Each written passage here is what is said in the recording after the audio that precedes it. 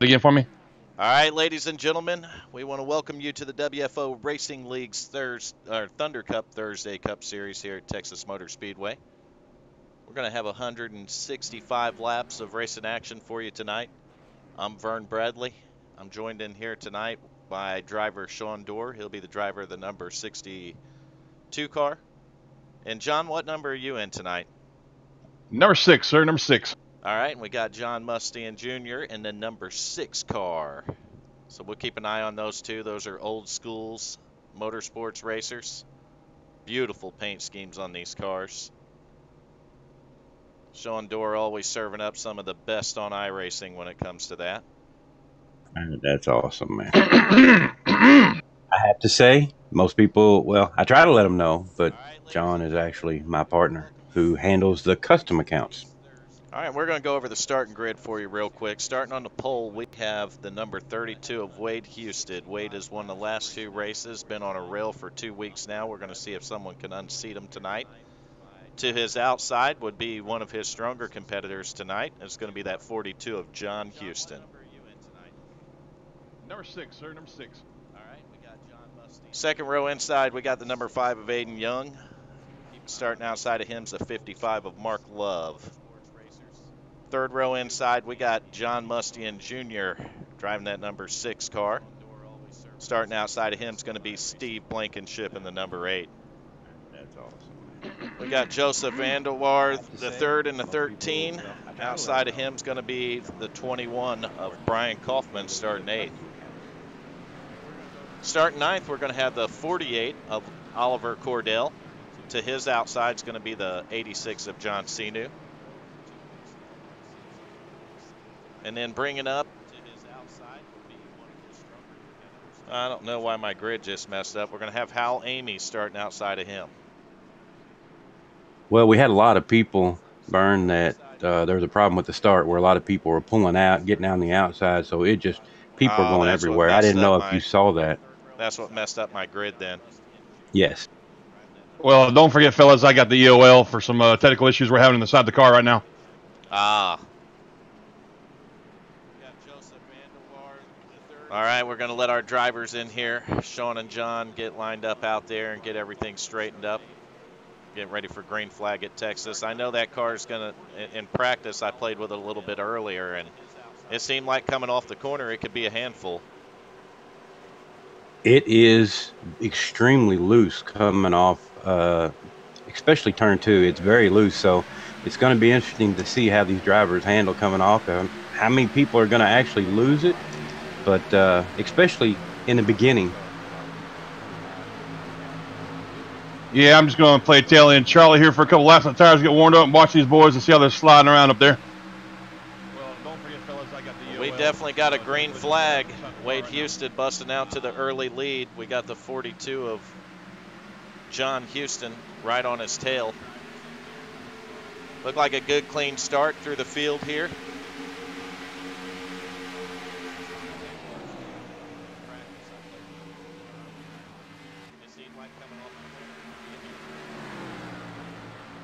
Go back here a little bit to that 6 car. Got to rip. I'm involved. Yep, I see it. That was 2 old school motorsports drivers, Tony Gray, Tommy Cristiano, and Sean Dorr. Yeah, we're going to see how that started here. We'll go back to our replay camera. Watch these boys and see how they're sliding around up there. We definitely got a green flag. Wade Houston looked like that started with the 3 car getting loose. That sound about right to you guys? Yeah, that's what happened. He kind of got with my teammate, and then it ended from there. I couldn't see it from my standpoint. I was a little bit further back than everybody. I just saw cars spinning and tire smoke. Yeah, it looked to me like the 3 car got loose there and got into, might have been, was it you he got into, Sean, or was it No, he got into Tommy. Or, okay. I mean, no, 00's Tony. He got into Tony Gray, and then the 3 started turning to the right, so we went to the right to try to miss, and it got hit. Yeah, unfortunately, that 00 got a lot of damage early here. Yeah. So Looks like we got one car staying out, not taking any tires at all. He's going to take that to the attention of his crew. Yeah, that's what happened. He kind of got. Well, that's definitely a rough way to start the race. It ended from there. Yeah, you got to burn up your fast repair, which means that I have none left for the whole race. So I may end up parking it at the next juncture and come up there, and that's all I'll be doing is broadcasting with you, Vern. Well, you try to keep it in there and hang in there as long as you can. No. Double zeros. It's good to have you guys in the car out there. You can tell me where the action's at. You know, the other thing I'd like to bring up, especially since I'm up here with the WFO broadcasting, Old Schools runs 3 different channels for 3 different things, and we always post your all's broadcast on all 3 separate channels. And I've had people tell us, you know, what a great job y'all do. But what I want to explain to maybe some of the viewers are that some of the drivers in here are, you know, and everybody always says it, but they're seriously some of the best drivers that you get to race against, and the league is run especially well. So if y'all are looking for a league to come run, these guys run on Tuesdays, Wednesdays, Thursdays. I mean, it's definitely what I look forward to on my calendar. So if it's definitely worth something checking out, guys. Yeah, I'd have to agree with that 100%. Thank you guys very much. I mean, that means a lot. We started this thing. This is our first season in the Cup cars, but it's our second season overall. And just watching this grow from the start, you know, when I come over here, it was Hal Lamey that was with me, and we started it, and it was, you know, just us two, and Garrett Robinson come over and did a lot of stuff for our Discord, and we just built it from there. And I'm really amazed in 2 seasons of what this is becoming. I mean, 3 series, 3 nights a week, and some of the best people you could ever ask for in a league. Oh, yeah, I had committed to 2 other leagues during the Tuesday nights and the Wednesday nights. And I came over here and run with you in the K&N series. And, you know, I just told my team that I had so much fun running over here that I'm going to come here and run here full time. And, you know, I hate to do that to other leagues, but that's just how much fun that there is in this league through all different 3 series. Well, we appreciate that. Before I forget about it, for our viewers that are watching, we want to make sure that you put your vote in for Driver of the Day. We're going to take votes for Driver of the Day up until almost the very end of this race. And then whoever your Driver of the Day is going to get an interview right here in the tower with us. Oh, yeah. Well, that sounds like fun. It'd be funny if it was me, though, huh? Y'all go and vote for number 6. I'd appreciate it. And I came over here and well, that's the advantage with being in here is you can lobby the broadcast for votes. And, you know, I just told my team that I had. All right, Sean, tell me to come around you, buddy. Running over here that I'm going to. I'm still fighting with some technical issues here. I think the headphones on my helmet are screwed up. So this ought to be fun. That there is in this league through all different 3 series. Yeah, Vern, track conditions are funny. Like you said, you got a chance to run. It seems very tight, but once you do get through the corners, man, coming off the corners, the back end just wants to fly out on you. So it's going to take some real technical driving skills to get through here, at least as far as I'm concerned. So when you see some of these front runners just boot scooting it, that just shows you the talent that's in this league. Right. Yeah, you guys, you better buckle it in. You're about ready to get going green here for another restart. Got Brian Kaufman in the 21 on the inside. 32 Wade Houston outside of him. And they're off. Green flag right here, Texas Motor Speedway, our first restart, lap number 6 of the race here. John Houston already putting a ton of pressure on that 21. Yeah. Looking like a pretty clean restart there. Oh, Houston's back there again in the bumper. Looks like that's going to cost him a couple car lengths. Got the 3 car in the back there, jockey in position. That was a crazy wild restart right there. The 88 spun his tires pretty bad and jacked up the entire back half of the field. That just shows you the talent that's in this. Yeah, it looked like it was a little rough towards the back there, but it looks like you guys got it sorted out. Everybody's pointing in the right direction. That's always a good sign. Yep, nobody hit anybody, which was a miracle, really. Looks like the 86 is Sinu on that high side there got slowed down a little bit, and that 3 car is Hal Lamey's going to try to put it to his inside. Al working the bottom, John Cenu in that 86 working the top. I'll tell you what, watching that 86 on the top, it looks like you can get a good run off the corner. What do you guys think? Absolutely. That's the line I run anyways, that top line. It's real comfortable. It saves the tires. And like you said, you get a really good run coming off that turn, too. Yeah, we're going to take a look at that 6 car right now. John Musty in the booth with us. Wheeling it. Car's looking beautiful, beautiful paint job. Seeing those 4 cars out here each week is just awesome. Thank you, guys. It saved the Tatas month. We have to. Oh, there you go. Go back here to the 62 of Sean Dorr, his teammate, the 00 of, that's that Tony in that one? Yes, sir. That's Tony Gray. In the 00. Like you guys are being patient, kind of feeling your way through the field there. Yeah, I'm just going to take care of this car, take care of these tires. Like I said, we got mixed up on that start there, so I'm just going to take it easy and see where it falls out here over the next few laps.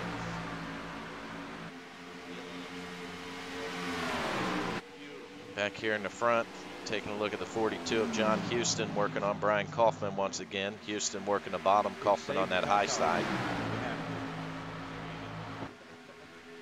Houston can't get him cleared. That high side to run off the corner is just too strong. Houston's going to drive it in deep in turn 1. Kaufman still hanging on. Houston finally gets him cleared. That'll put John Houston up to second.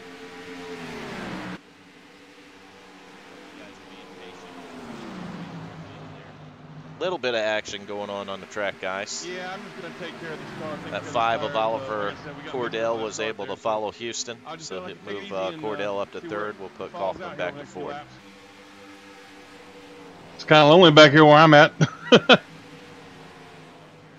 Yeah, we're waiting to see that 6 car start making his moves. Get that high side to work in a little bit more. Once these guys wear their tires, I'd suspect that you'll see a lot more move up to the top. Yeah, I'm sorry, John. I couldn't hang back there with you. I had to go. That's all right, buddy. I just didn't want to hit that 88 car when he spun those tires. It had me a little worried for a minute there.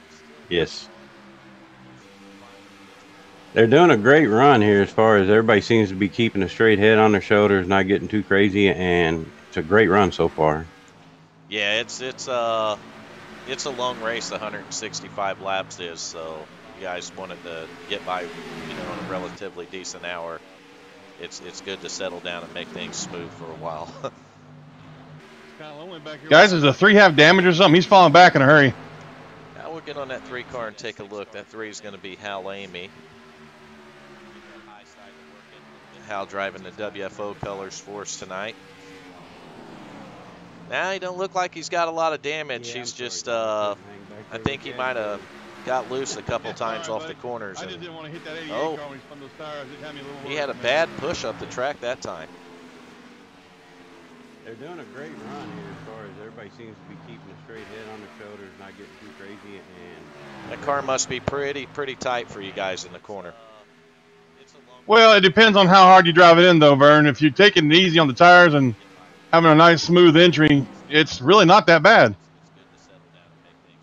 it's the exit you really got to worry about. It is bad. 3 have damage or something? He's falling back in a hurry.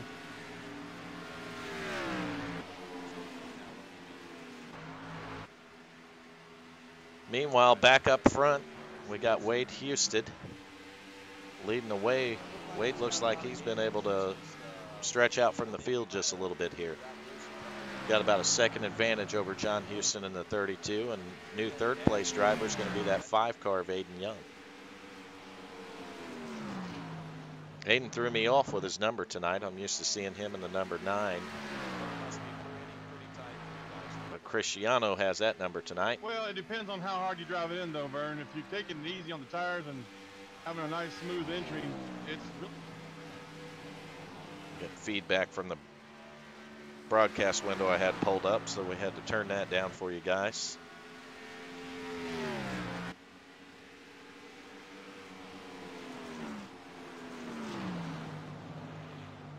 Yeah, you can tell some of the cars are definitely starting to experience push tires are starting to wear out on some of these cars. Yeah, I've been noticing that on more and more as I'm clicking back through the cameras and watching them here.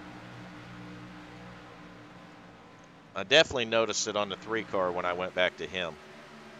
Yeah, it was a little scary getting by him a minute ago. Oh, we got one that flashed out on us up here. Like that might have been the 48. Momentarily disappeared. He come back to us.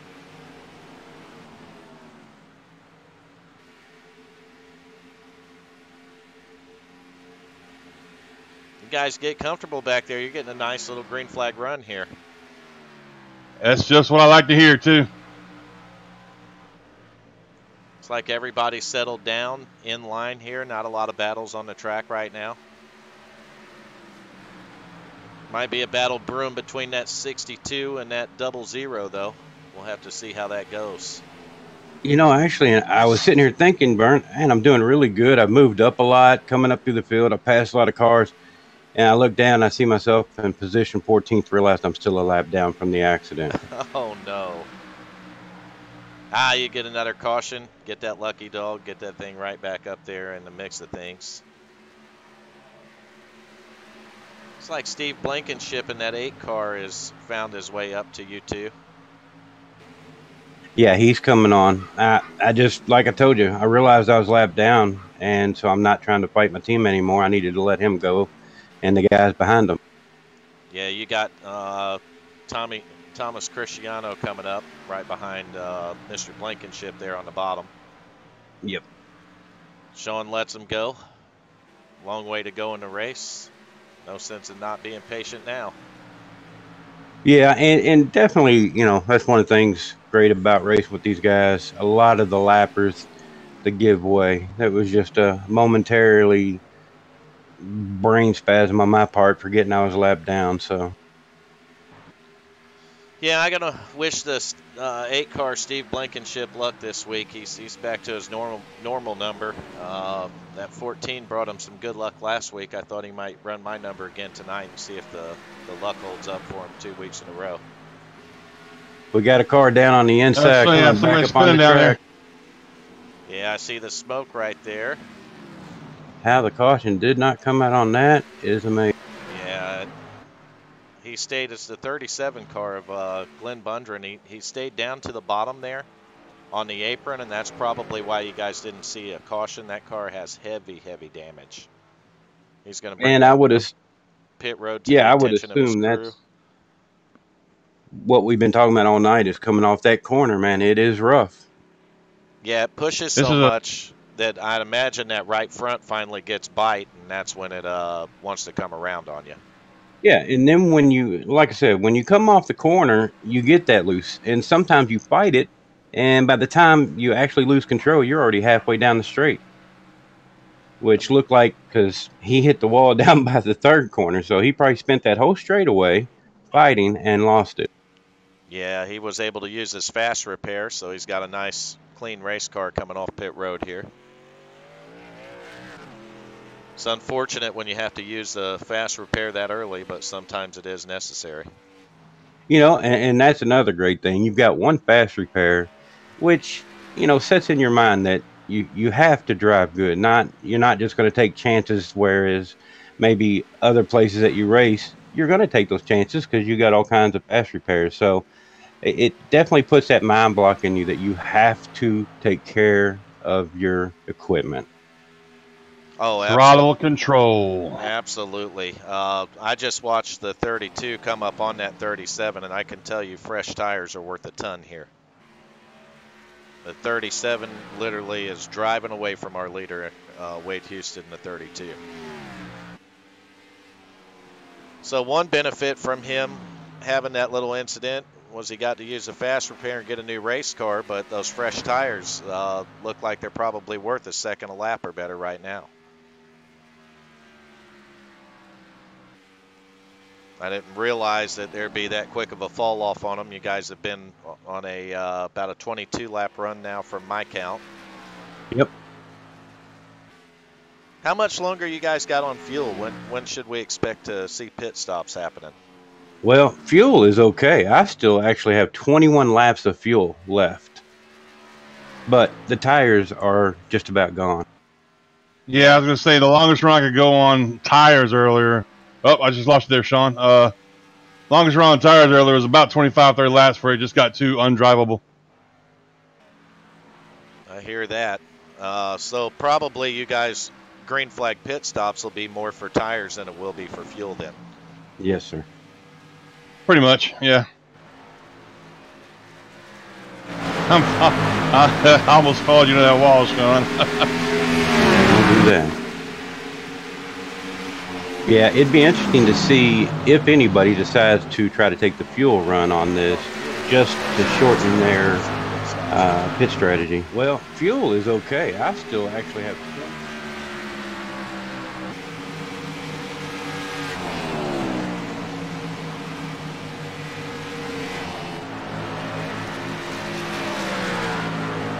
Yeah, we're taking a look at that 00 of Tony Gray right now. He's working his way up to the 6th position. Race car's looking clean. Tony looks like he's on a mission. Tony had a really good practice. He laid down one of the fastest laps in practice for the longest time. So he loves the track. Can I get by, Sean? Yes, sir.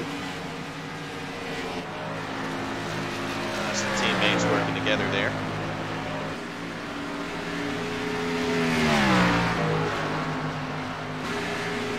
Thanks, sir. 6 car working underneath of the 62 right there. You know, it's great that you get these long green runs, but it's bad for a driver that is down out. Because I got one in the grass, leader. heads up.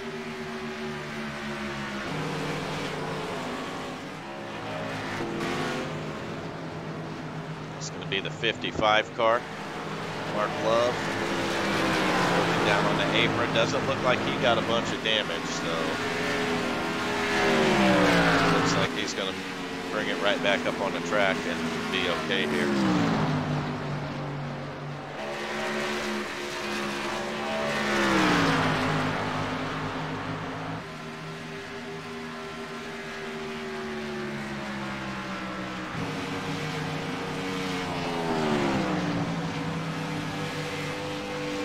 So we've had to get away from a couple guys, no cautions. Other than that early caution. Everybody looks like they're nice and settled down. Every once in a while we'll see somebody get loose and go through the grass or get into the wall.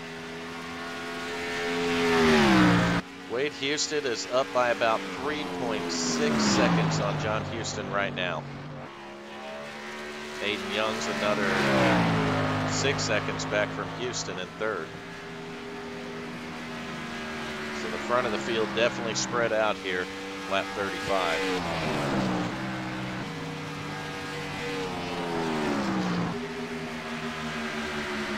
Aiden looks like he's in a little bit of a battle for 3rd right now with that 21 of Brian Kaufman, who later in the run looks like he's going to start heading forward. Brian looks like he's using a little bit higher line in the center of the corner and then driving down off of it. Might have been a little bit of blocking from that 6 car there, so 5 car, I'm not sure what's going on.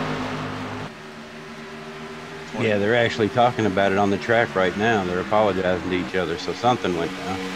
Yeah, something went down there a little bit. Probably shouldn't have. It's still a little too early for that kind of racing, but as long as they talk about it and get it sorted out, that's all that matters, right? That's right. Sometimes easier to apologize to a guy than it is to damage a race car. Oh, no. Oh, no. Got the 9 car in the wall, back stretch. 9 car in the wall and spinning back straight away. No caution? No caution again. Wow. Spinning to the inside. We got cars making green flag pit stops as well. Yeah, I seen that. I looked down pit road and seen some cars on there.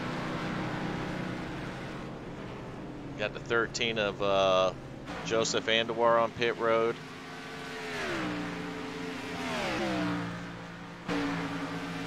Looks like green flag pit stops are happening.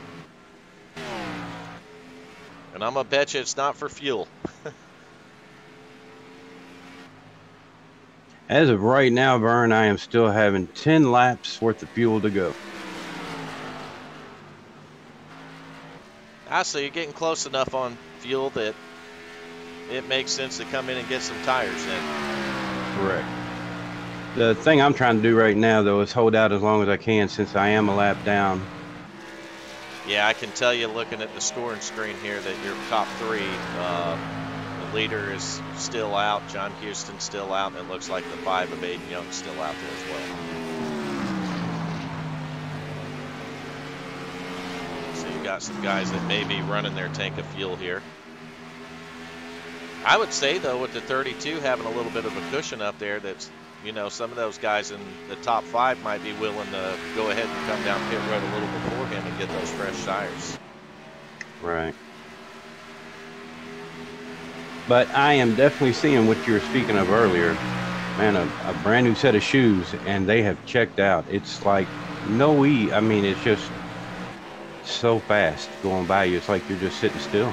Yeah, that 37 earlier, like I said, when he come off pit road, the 32 was right behind him, and he just drove away from him.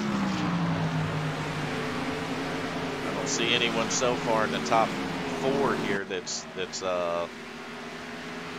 decided to bring it down pit road, and that's going to include your teammate, the 00 of Tony Gray there. Oh, we got a wreck. We got a wreck in the dog leg. He came right up into me. I got some left foot damage. Try to get back to that. Who got into you there?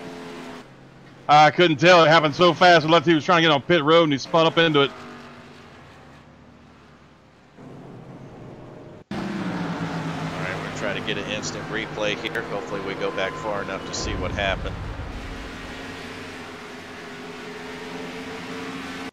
Oh, yeah, we caught it. Looked like the 86 car.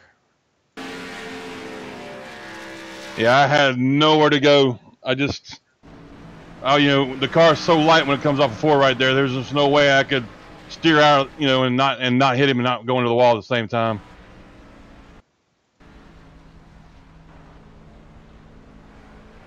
All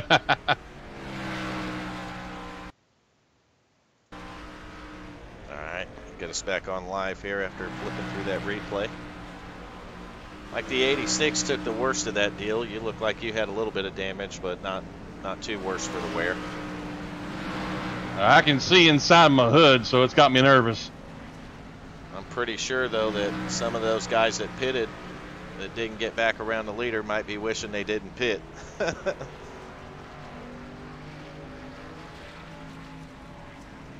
Nowhere to go. All right, any of our viewers out there, make sure that you put your vote in for your favorite driver of the day. Don't be shy, put it in there. Let's vote for him.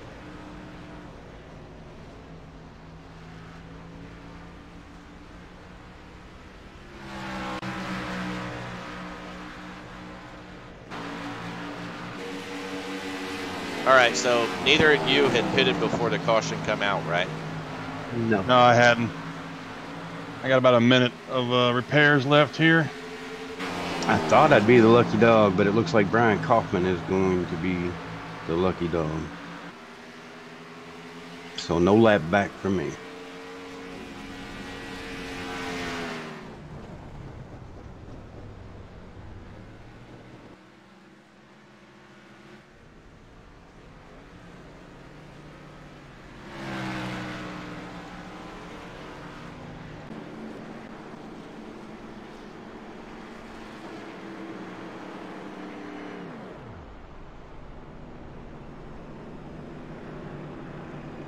Yeah, as the field goes under caution here, I'm going to mute out the audio. When do they allow the lucky dog?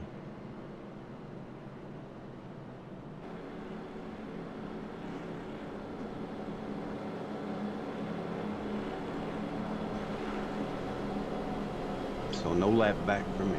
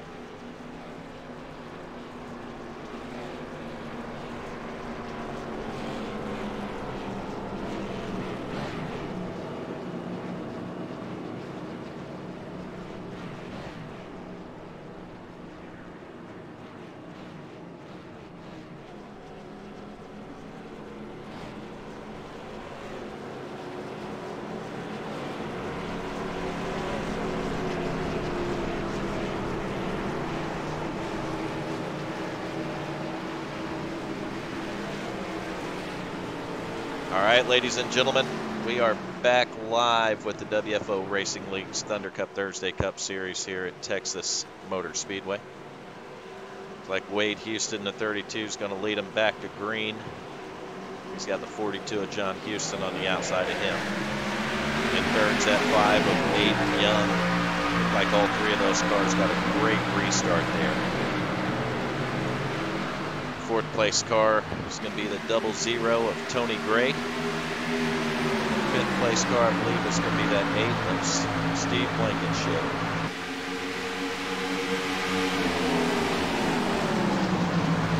Glenn Bondren, who we seen unfortunately lose a car earlier in the race, has worked his way back up to 6th. He's going to be in a bit of battle with that 55 of Mark Love. I think that 55 is on the same lap, though. Score Mark in the 9th position. 7th place is going to be the 21 of Brian Kaufman.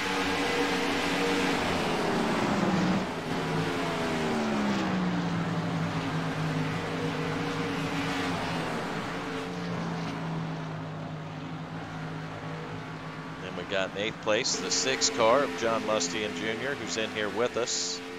One of our yes, sir, in-race broadcasters tonight.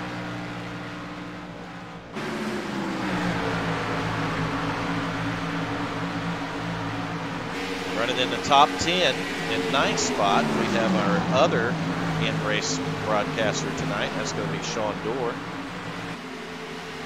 Sean, you look like you got your hands full a little bit there, buddy. I'm telling you, I'm trying to push the car, which I know better, but since I didn't get that lucky dog, I'm going to try to get it back the hard way.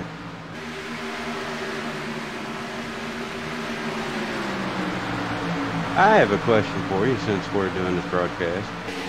Sure. As we are sim racers, and everyone knows, we sit in the comfort of our home, where it's nice and comfortable. Does anybody else just get to the point where they're just dripping sweat and white knuckled and all that stuff? I think all of us do. I can tell you last night after Pocono, I white knuckled that thing for 100 laps there. And when I got done, I got in for the, kind of the post-race meeting. And I told them, I said, I got to go get a drink. I'm wore out. Yeah, and when you try to explain it to your friends who doesn't do this, they just, they don't understand it, but it is amazing. So I was just wondering, surely it's not just me. I don't know if you guys caught the article. I caught something that iRacing had posted on Facebook. It was about a week ago. And it was about a couple of, what do they call them? They're like, it's nice and comfortable. Slot ski sleds, does that sound right? Where they do, it's not the bobsled, it's the single individual person. Yeah, I know what you're talking about. It's like, they call it like a slot key or something. I believe so, yeah. Well, it was a couple, a man and woman that competed in that are avid iRacers. And they use iRacing as a training tool. And believe it or not, they said that not only is it a great mental training tool, but it's also a physical training tool. You guys caught the article I caught. Wow. Something that iRacing had posted. So more like a good conditioning. Exactly, and I found that pretty interesting. And how could it not be? You just told me the same. You ask a question that happens to me, and I'm sure happens to John too. Does that sound right? Well, I race naked, so no, it don't. Yeah. Well, I'm 52 laps into this race, and I am starting to perspire. That's amazing. I'll tell you. No. Wrecking on the backstretch. That don't sound good. Are avid iRacers. No caution as of yet, folks. iRacing is a training tool. Well, it looks like the 6 car might be missing his left front fender here. It's been like that, my friend, since that guy spun coming off a pit road or on the pit road. But I barely missed that fella. I don't know who that was. I think it was the 1 car. You have a 1 car? Like a good conditioning. We don't have a 1 car. And I found that okay. Well, it was really fast, so I couldn't see the number too well. We don't have a 1 car, so it wasn't that guy. Meanwhile, up front, we have a brand new leader. No, we don't. That leader is going to be the number 42 of John Houston. He's got Oh, by he caught him, did he? He caught him, and he got by him up here. I'll tell you, they're all close. In fact, the top 4 you can almost fit under a blanket. It just have to be an extra large one. Well, there's no surprise there. Houston is an extremely talented driver. Fast and calculated, and pretty much everything he does, you can imagine. It was well thought out, and it was meant to be. Yeah, I battle with him every Wednesday night in our truck series. Not only do I battle with him, he's my teammate in that series. And he's definitely, it was really fast. He's the one that had me sweating the most last night. Like that 32 might just be kind of, I don't know, saving the stuff, buying time a little bit because he's starting to close up on the 42 pretty quickly. So oh, he caught him, did he? He caught him, and he got by him up here. Meanwhile, we got the 5-car of Aiden Young in third. It's fallen back just a little bit. Behind him, we got your guys' teammate, that 00 of Tony Gray. He's having a great run tonight. Sitting here in the top 4, 57 laps in. Yeah, I told him if he didn't make podium, I was going to dock him. Get back to that 5th place car, Steve Blankenship, having a very solid night in the top 5. Steve was one of those guys, unfortunately, on Tuesday night that got caught in that great disconnect that iRacing gave us. Yeah, we got a wreck. It's coming back up on the track, and that is the 00 of Tony Gray. Oh, no. Where's that? Backstretch. Yeah, we were just talking about him. Did you get a caution for it there? Yes. All right, let me get on. Yeah, we are on the caution, Vern. Man, I hate to hear that. Tony was having such a good run there in the 4th position. Try to get a replay and see what happened to Tony here. Well, he's done for the night. Looks like his crew's packing him up and heading back to the garage. Oh, yeah, we catch it at the end here, and he's smoking. It's like he lost it and he's smoking, so. Yeah, he took a hard hit. I had just come around the corner and saw him bounce off the wall, so. Well, he's got a fast repair. Had he used it before? Do you guys know? No, I'm not aware of if he did or not. Is he still in Discord? Maybe we pull him up here and interview him. Yeah, let's see if he's down there. Let me take a look real quick. Nope, I don't see him down there, guys. Yeah, he may have just used it, and Tony's just typed that, you know, he's got work early in the morning, same with Tommy Cristiano. They almost opt not to race, but they have such a good time in the WFO that they go on and enter the race. But Tony runs his own earth moving business is what I call it. And so even though this runs a little bit later, they still opt to run in this league because it is such a great league. So he most likely decided to jump out. And I'm hearing reports that his screen locked up, which happened to him last night as well. Yeah, I recall that happening to him last night, and that's definitely unfortunate. Yeah, he's having computer issues that he's trying to work on, but he probably just got frustrated, and plus he's got to get to bed. But all right, that 42 car of John Houston was able to win the race off pit road here, followed by the 32 of Wade Houston, the 5 of Aiden Young, the 4 of Steve Blankenship. He ain't a 4, he's a 4th place, but he's in the 8 car. We can make 1 or 2 mistakes, right? Oh yeah. We'll call him in 4th place, but driving the 8 car tonight. There you go. And then our top 5 now. Brian Kaufman in that 21 car. Brian's had a pretty solid night. He had some bad luck last night, and I believe the night before too, so it's good to see that 21 have a good run here tonight. You guys got, what, about 104 laps to go? Yep. Yes, sir. Exactly. We'll take a little audio break. Let you guys enjoy the cars going around under caution.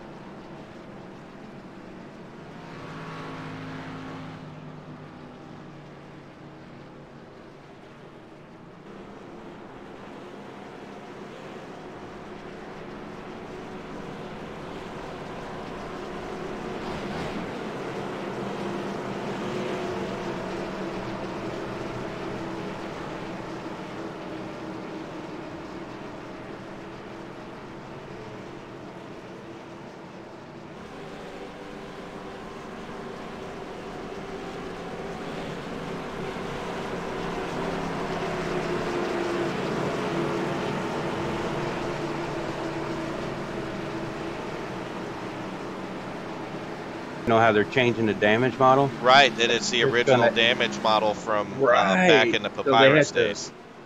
Right, so they had to rewrite a Going whole green. new code for that. All right, drivers.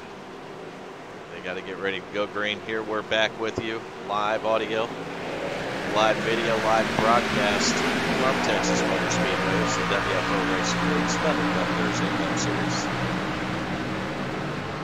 Looked like a pretty clean restart there. Everybody got up to speed. Didn't see anyone with any real big issues there.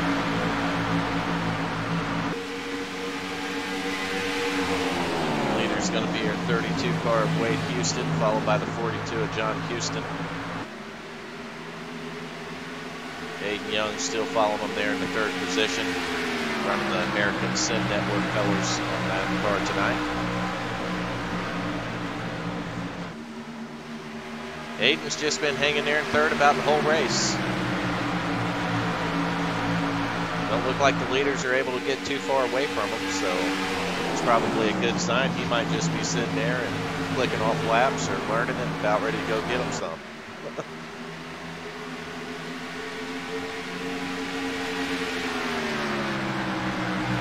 I know. Mark just hit the wall, and he's heading to the infield. Don't know if he saved it. No, looks like he hit the inside wall. That was Mark Love. Oh, I see him. He's coming up on the track now, and that's going to give you a caution.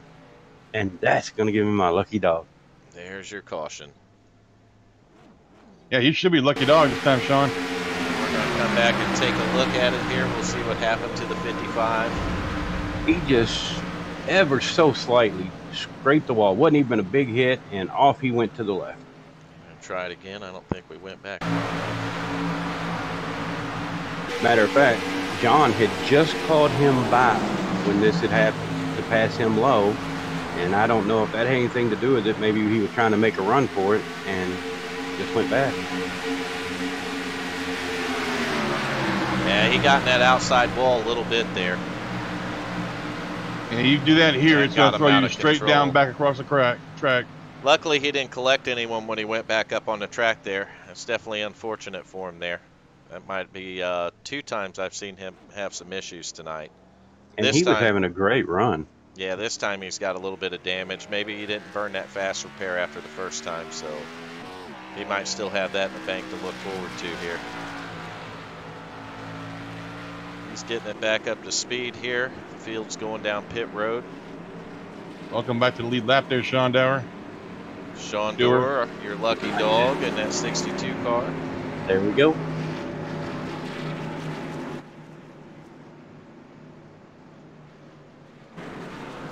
Taking a look down pit lane here, watching all the cars come into their pit stall.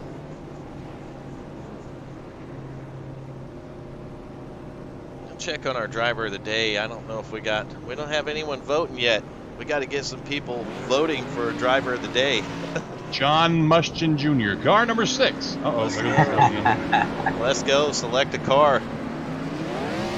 Plenty of them to select here. Pick your favorite color. Pick your favorite name. Pick your favorite driver. I'm having some real bad sound issues every time you key up there, Vern. What kind of issues are you having? He's been having a lot of sound issues, some problems going on. Not sure if it's, it seems like to diagnose he's got some video memory issues going on, because when he passes pit road, every time he passes pit road, he gets a little problems going on, but it's Vern, about can enough you, to drive him crazy. all I hear is a bunch of static from you guys. I don't know who's talking right now. You want me to move you down a room right now? I can't hear y'all. I can hear you keying up and it just goes all staticky. Can you kick me out of Discord or boot me or something? Yeah, I'll move you.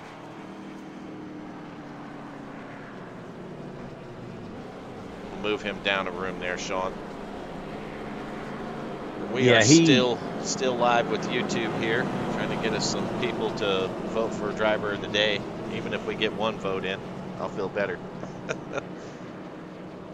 Yeah, he's been having those issues. Also, Tony Gray with his screen, lock. It's just, it reminds me of some of the, issues they talk about, how your PC is just as important as, you know, your steering wheel, your pedals, when people make choices and stuff like that? Oh, absolutely. I mean, the PC's the heart of the whole deal. I have a different PC for iRacing than I use for streaming and broadcasting. Really? Yes. Yeah, for the broadcasting, I use a triple screen setup, and when I race, I have I actually have a Rick Motec RS1 wood cockpit built now, and I use a Oculus Rift with that. I would say the Oculus, over all the years of sim racing, is probably the most beneficial add-on that I've had. I tried the Rift, you know, because I wear glasses. Obviously, that was kind of I had to try to make it fit. I know you can get the adjustments, but and everybody says give it time to get used to the, I guess what I would call the seasick. Motion sickness. Yeah, motion sickness type thing.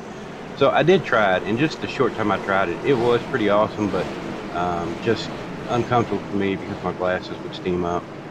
Yeah, I've heard several people complain about that. One of the two options to that would be contact lenses, or there's a company that makes An extension Oculus. type.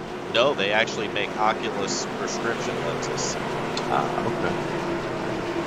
I've seen someone post that on iRacing Drivers World, and I wear glasses too, and I thought about looking into that just for that reason.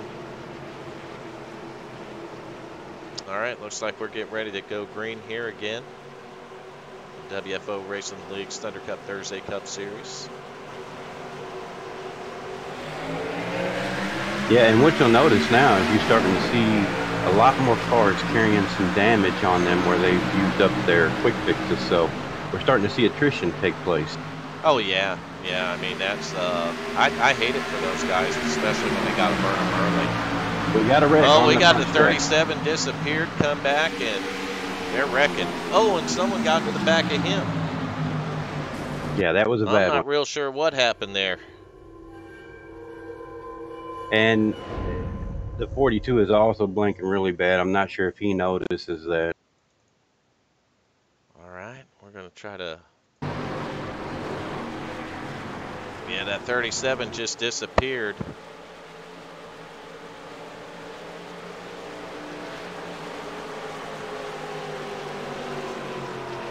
When he come back, it was game on.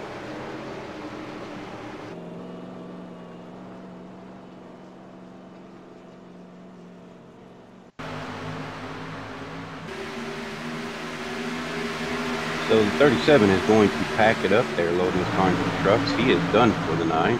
Yeah, he come back, and the Steve Blankenship got to the side of him, or got to the back of him and turned him down into the wall, and the 48 just drilled him when he was down there.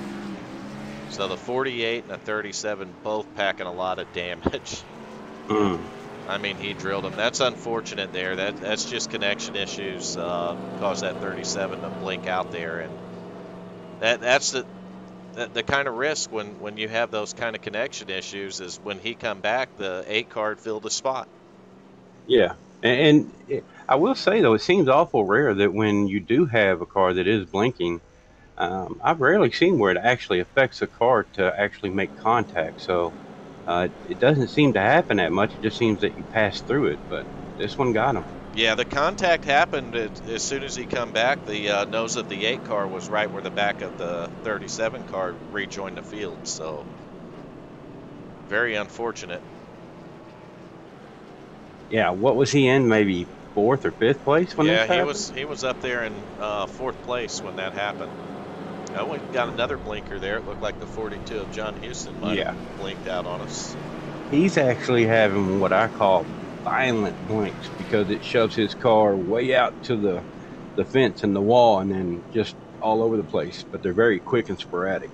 Yeah, we've definitely this week noticed our share of server issues. So hopefully we got a good server here tonight.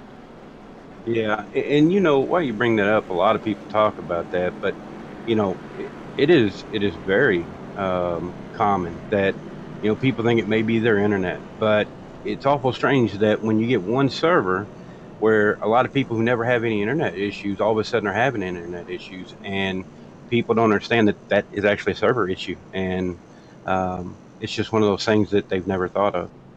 Yeah, you know, because you were affected by Tuesday night's problems, and then last night the race failed to launch, the original race I set up, so I had to set another one up. They hopefully some of the updates they did today address the issues they were having, at least that were amplified this past week.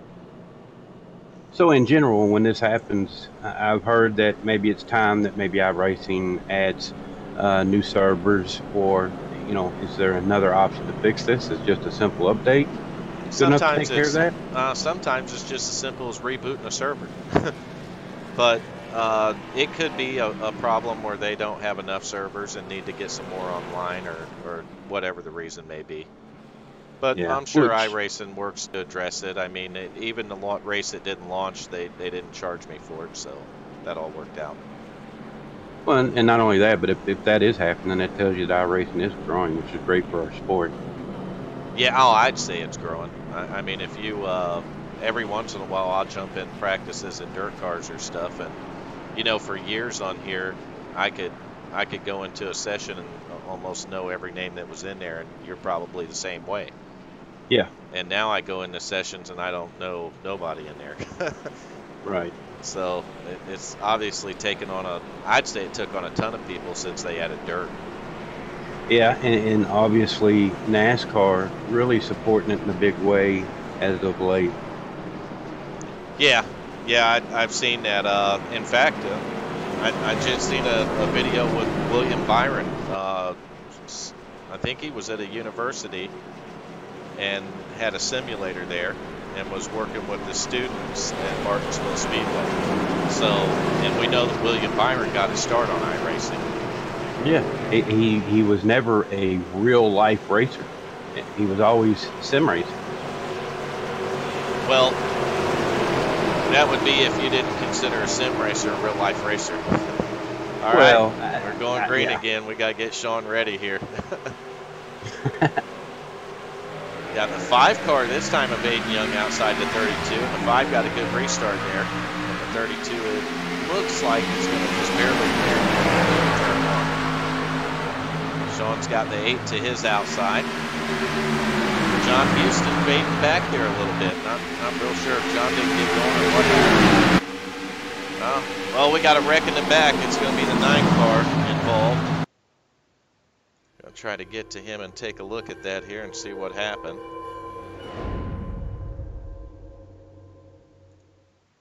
Looked like a pretty violent wreck too. That 9's going to be Thomas Cristiano. Let's take a look at this restart and see what happened to the 9 car. That's one of your teammates there, Sean. I'm not real sure what happened, but we're going to find out here. Yeah, they're falling off by the wayside. We got a restart here. Look pretty clean so far. 9's working the bottom. Already packing a little damage on that right rear, but nothing serious. Nothing to slow him down a ton or anything like that. Oh, like he just come up and went across the nose of the 3 car, and that was all it took.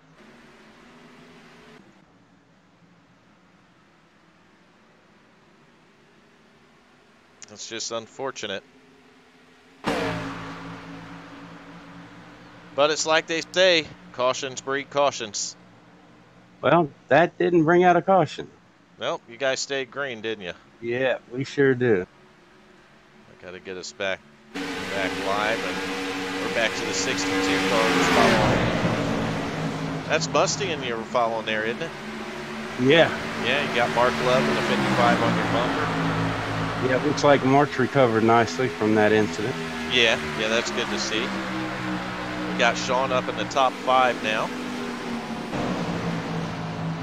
So he's taking a look at what the front of the field's like. Very rare I get up here.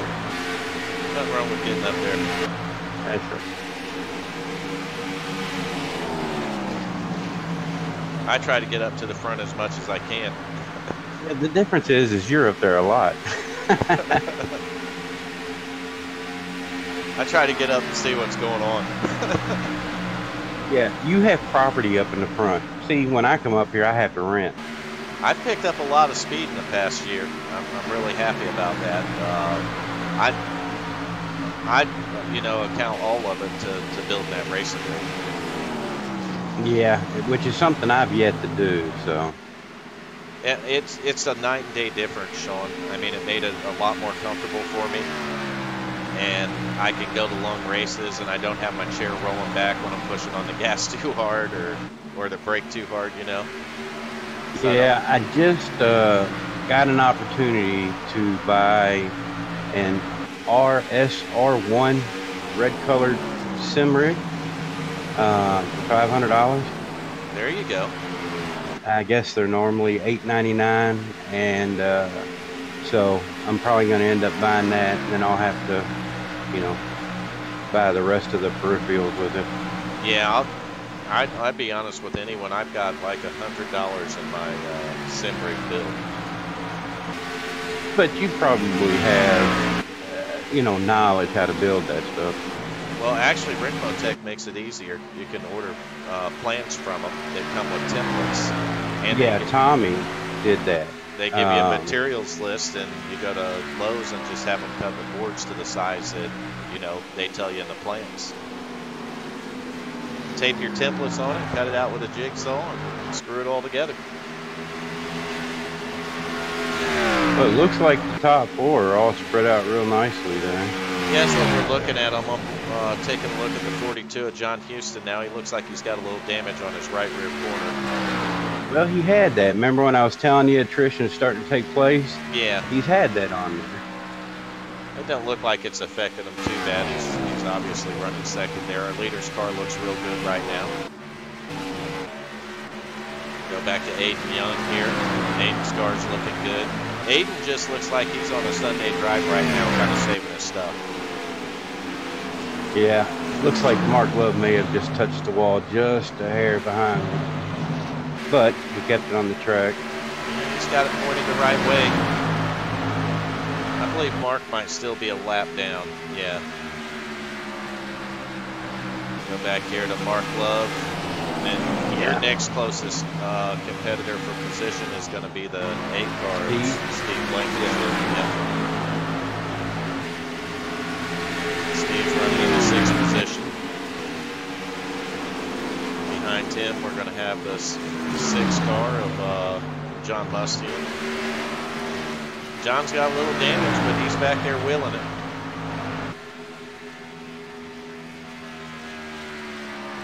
Now his car looks like it's a little different shade than yours is. No, they're all the same, identical actually. But John, he may have played with it a little bit. Yeah, it looks like the front of his might be a little bit different shade of pink. Well, that's from the damage, I'm sure. That could be. The damage darkened it. That's right. Looks like, from what I'm seeing up here, we've got a battle for, what is that, 2nd and 3rd? Yes, it is. John Houston, Aiden Young, and the 5 are just going at it. And I'll tell you what, the 21 is not far behind these guys here. Yeah, that has allowed him to catch back up to him, so we could be seeing a 3-way race here if they don't straighten out. It's looking that way. These guys are about 3 seconds off the leader, Wade Houston, the 32. Looks like it's going to settle out here. Aiden's going to drop back just a little bit, but Aiden's kind of falling in the clutches of the 21. This battle's getting really good. 42's working the middle of the track. The 5 and the 21 are at the bottom. The 21 fell off the battle a little bit right there. Lost a little time. He might have got up there and got some dirty air behind these two.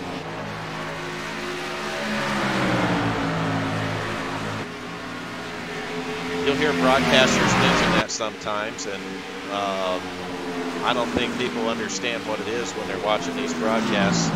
You want to tell us a little bit about Dirty Air, Sean? You know, a lot of people talk about this a game versus a sim. You'll start a lot of arguments about that. But the thing about it is all the mechanics of what you may see in a real race happens here just as well.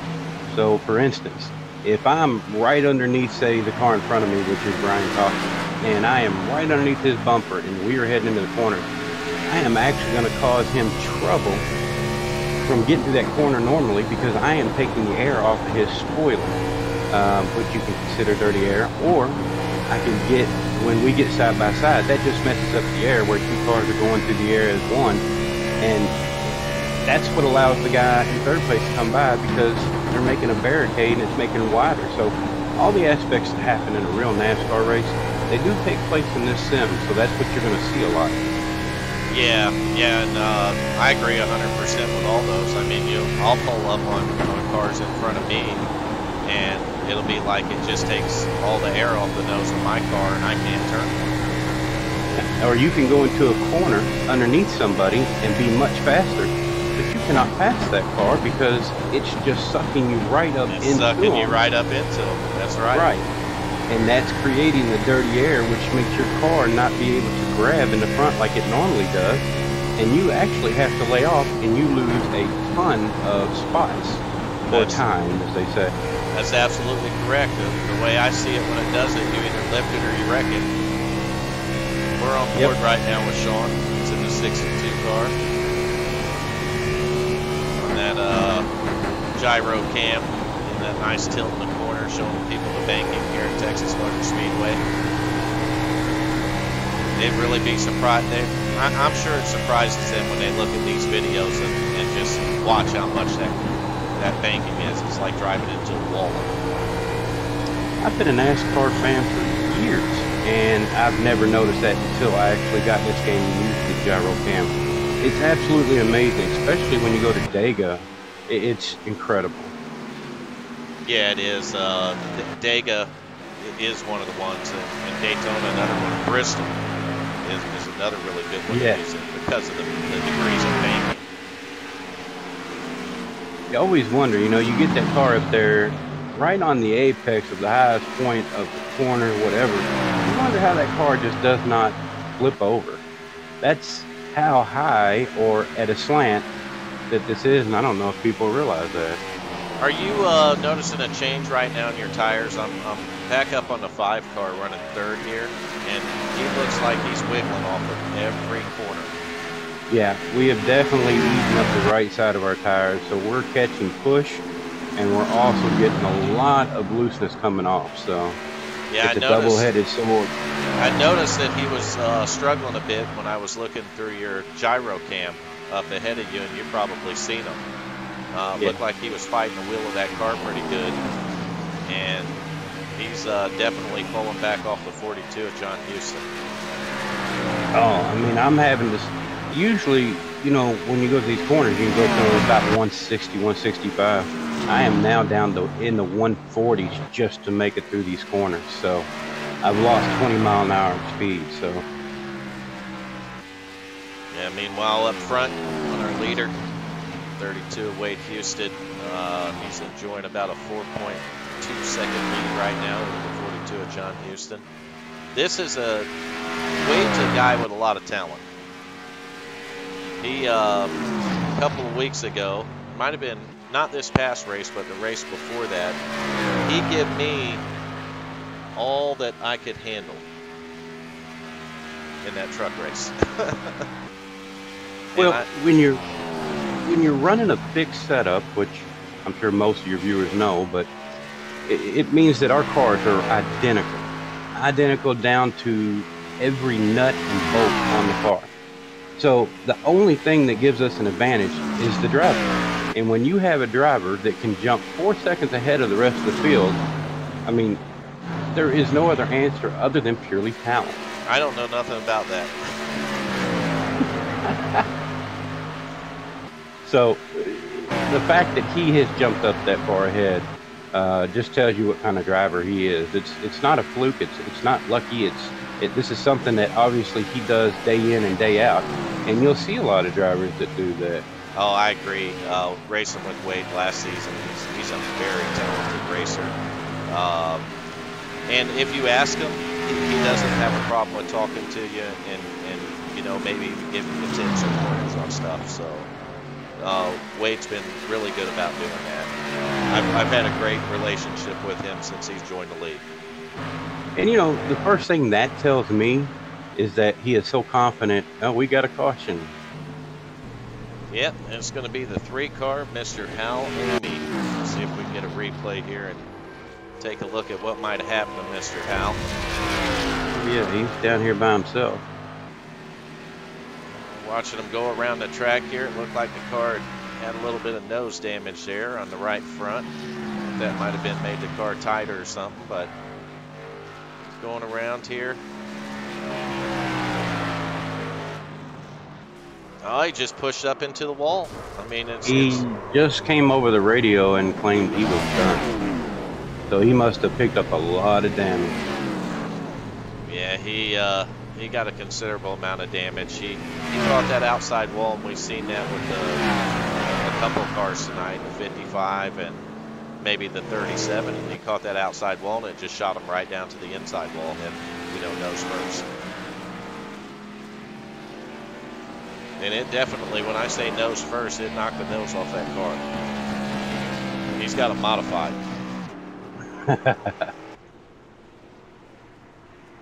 That's going to bring us under caution once again here.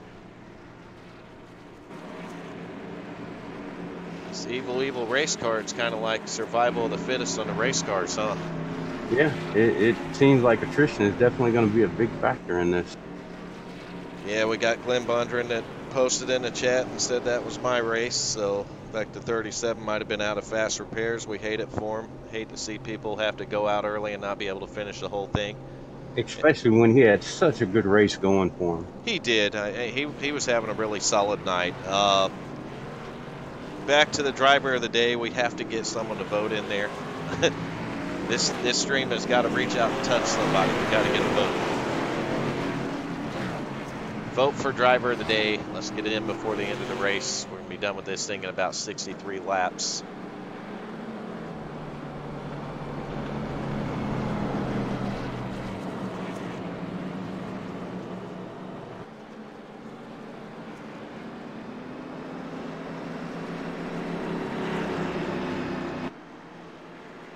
Said that was my race, so like the 37 might have been out of fast repairs. We hate to see people have to go out early and not be able to finish the whole thing.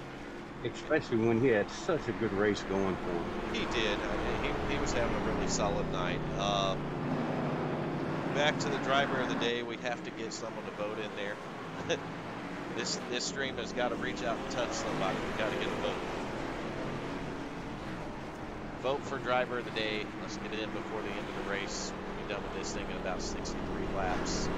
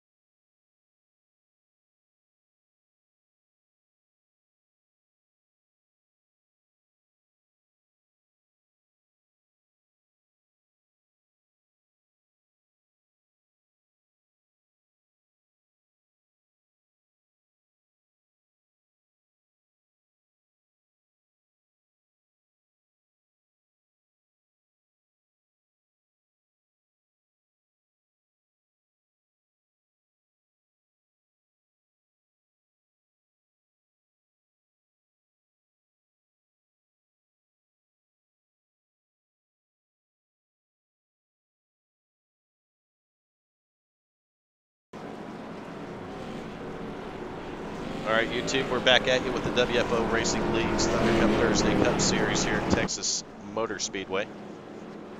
We got the field is a little bit thinned out here. We've had some drivers with some bad nights, but we've still got some cars out here doing battle.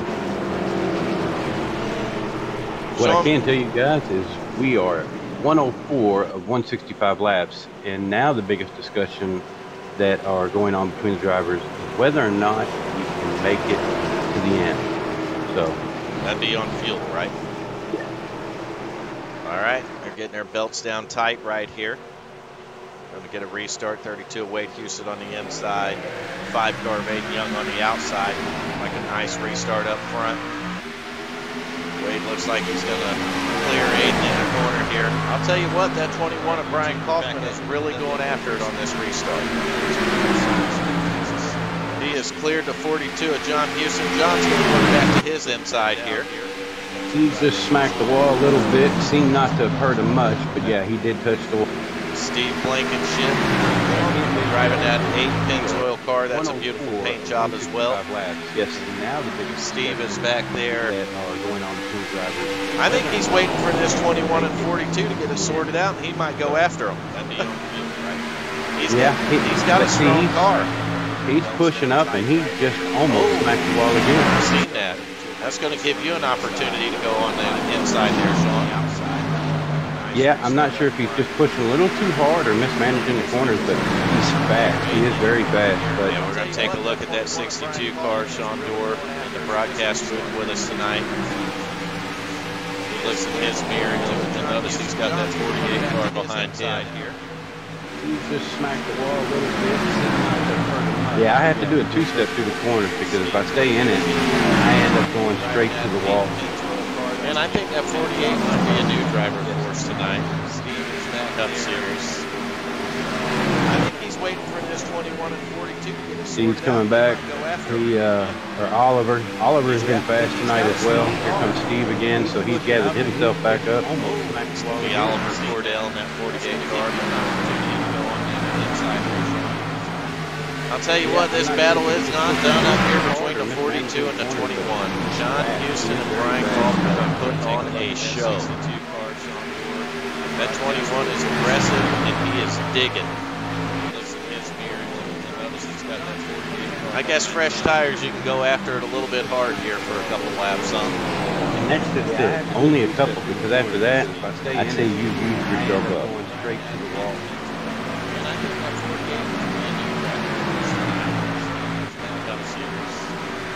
Al's still out there, so he didn't give up on it, but that car is looking a little worse than wear tonight.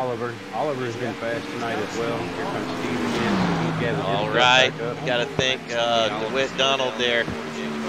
Give us a vote for driver of the day. All right. I'll tell you what, this battle is. Got to put one vote in for the 32 car for driver of the day. Congratulations. Way to go, Donald. I got to see who's in the 32. That 21 is impressive. I don't even know there's 32 car in the field. Yeah, Wade Houston, he's our leader. He's been dominating all night long. We know who the 32 is. Yeah, he'll already be interviewed, Donald. You got to pick somebody that won't. Yeah, you got to pick someone that's not in the top 3. We're going to have to make a new rule on it. Al's still out there, so he didn't give up on it. All right, he voted for the 32, so we're going to give him a couple laps here on board with the gyro cam on the 32 car.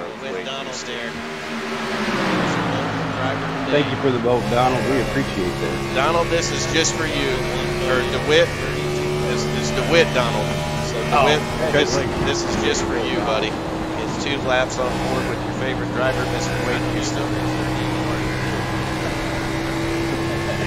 Might learn something watching this on board.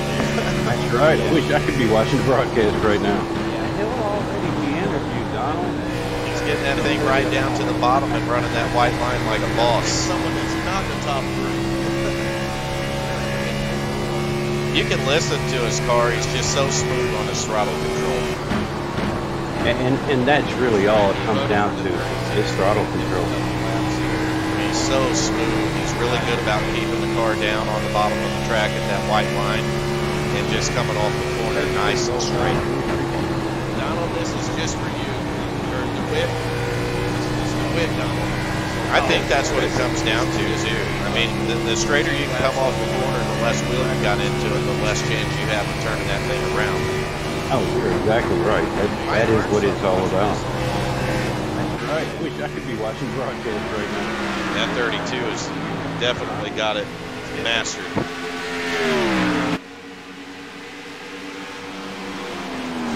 Just got a call from an 88. He is going to pit. And I have checked out my own stats, and I don't see us making it to the end on fuel. So we will see pit stops. So nobody can stretch it here. No fuel strategy going to be played out tonight, it doesn't look like. No.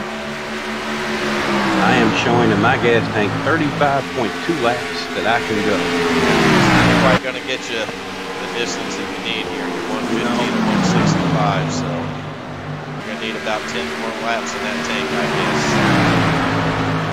And I'd say that we'll see whoa, we might get a caution. I'm not sure. The 5 car of Aiden Young is mowing the grass. He stayed in the gas and brought it right back on the racetrack. In fact, I think the fella only lost 1 position here, Sean. Yeah, he's a really good driver. The 48 car behind him smacked the wall. Yeah, you're going to start seeing a lot of that towards the end here. He is up there high again. You guys don't have a ton of laps on your tires yet, so that's a little shocking now. Is everybody just pushing that hard? We get that close to the end? Yep, and to be honest with you, I think Oliver saw the opportunity to get in front of Aiden, and he went for it. You know, that obviously, when we see that we can get that close to it, Aiden was probably, 4 or 5 seconds in front of him, and now all of a sudden he's half a second. He's going to want to push that gas pedal a little harder. I'll tell you what, the cars that are close up there are the ones that I haven't seen struggling. You know, the 5 and the 48, we've seen what kind of problems they just had there. The 5 looks like he's backed it down quite a bit. The 48's closing up on him quickly. Well, and that's what I was wanting to see, is if running through the grass like that, even though he did an excellent job, did that hurt his tires at all? It don't look like it did. He's working to the bottom of the 5 car right here to see if we can get him cleared.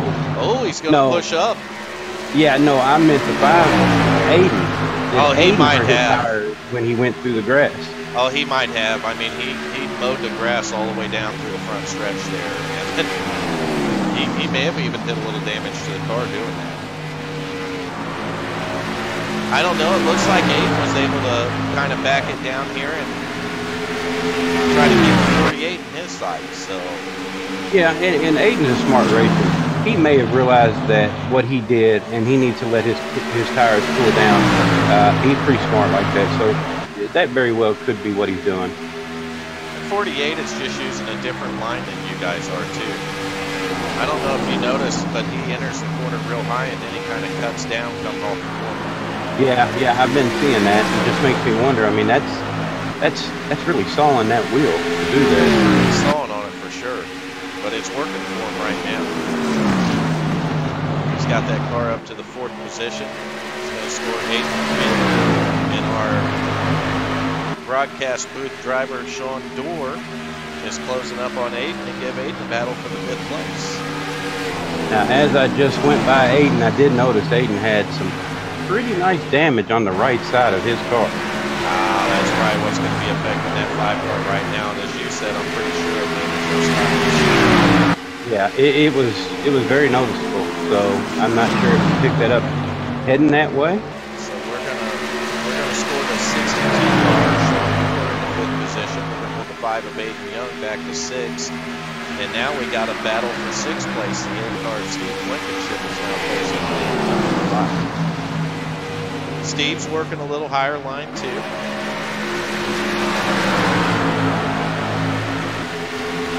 Steve's got it up there. Maybe about, I don't know, lane up from the center. It looks like it's working for me. He's hitting a great run, but I don't know that that's working for him as much as that damage is working against Aiden. Right. The 8 car is going to get by the 5 on the inside. That's unfortunate. Aiden had been up there in the top 3 all night long. Well, don't forget, we still have to pit, so if he has a quick fix left, he'll be able to use it and start battling back again. As we know, he will come flying to the front. Taking a look at the 42 of John Houston, he looks like he's got any issues he hadn't straightened out. Has the car going in the right direction, unfortunately. He's about 2.5 seconds off our leader, Wade Houston. However, we know how big of a difference tires make here. I would almost bet, because I know if I wasn't leading this race, I would have some tire strategy working out in my head right now. I'm sure the 62 of Sean Doerr's got some working in his head right now too. Oh yeah. Go back here to the third place car, Brian Kaufman. Brian's having a really solid night. He's been up front, showing speed, strong race car. Just trying to keep it clean and stay out of trouble here. I'm waiting in this top 5 though to see the first one down pit road. Sean in a battle up here for 4th now with that 48. He just works a different line, don't he, Sean? Yeah, yeah. He did change it though last lap. I got underneath of him and he brought it. Yeah, you see him rolling up high, and this is the line I've been seeing. He's then turned down a little bit coming off the corner. Yeah, and he gets a good run coming off.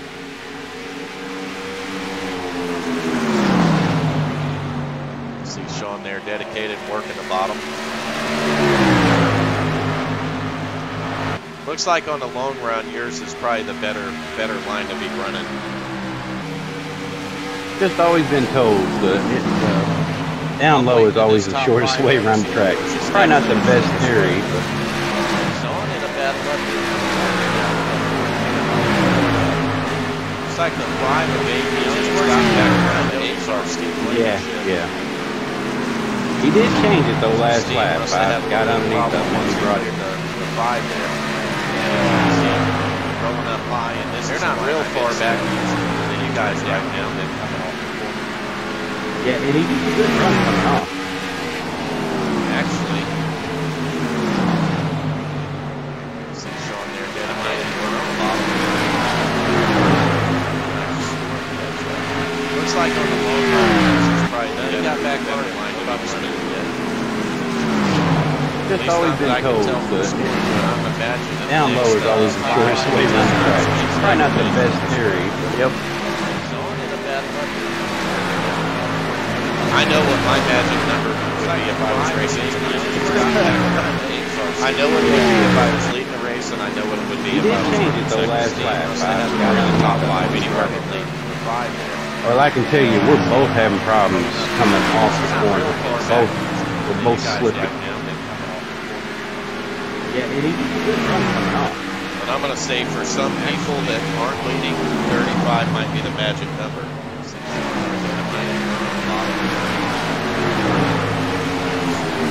I'll tell you what, though, I mean, if you wait too long, and you guys let that 32 come in first, then it kind of just always been told. Sets the pace. Yeah, sets the whole pace. When he comes in, you all have to come in, right? Yep. And there's no advantage. I know what my magic. I mean, you could literally race it. You could last before. I know what you said. I was leading the race, and I know what it would be. The last lap. I got in the top 5 anywhere but leading. But the problem is, well, I can tell you, we're both having problems coming off the corner. Second time come down pit road, wait to see that, and he'll bring it down pit road again. And I'm going to say for some people that aren't leading, 35 might be the magic number.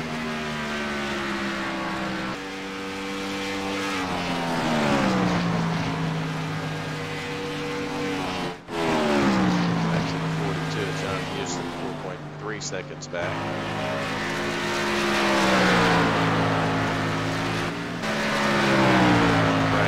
Still running third, 7.7 seconds back. 48 of Oliver Cordell. Oh, looks like Oliver might have brushed the wall a little bit right there.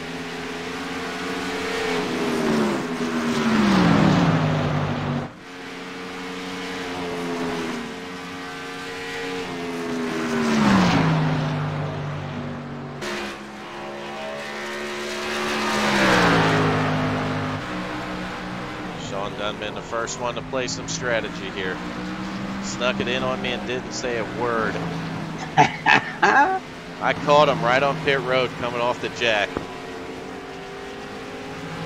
We know who the first guy is to take advantage of that. Close to what I said too. I said 35. You brought it down on 34. Keep it down here nice and smooth. Bring it back here on the back straightaway. Get passed by the second place car, John Houston here. But I'm going to stay on you because I'm going to show everybody how fast you catch him, and how quick you pass him, and how much you pull away from him. This is 4 fresh tires here. No. No, it's only 2. Oh, 2 tires. This is two fresh tires. So you played a little bit more strategy on top of it. Yeah, but you know, sometimes well, look at the 2-tire difference. I mean, you passed him and you're just driving away from him like he's tied to the stump. But a lot of times that 2 tires will hurt you worse than 4. It just upsets the car. You're so tight here though, and that 2 actually might help free it and turn the corner a little bit better. I'm not sure. I mean, I'm not a 2-tire guy.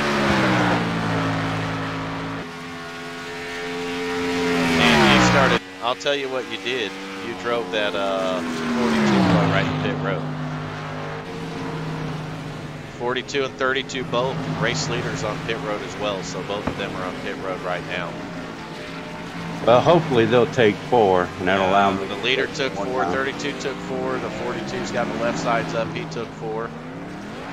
I'll tell you what, the 42 got on the pit road really good. He gets all of it good. He might close some of that gap up, and he might get a race for the win. I want to see what kind of distance your 2 tires make up though, because we know where you were at before. So after this settles out, then see where I'm horribly loose, man. I figured it would loosen the car up. Oh yeah, I am literally fighting coming off the corner, every corner. Well, what you have about 30 on your tires when you come in? Yeah.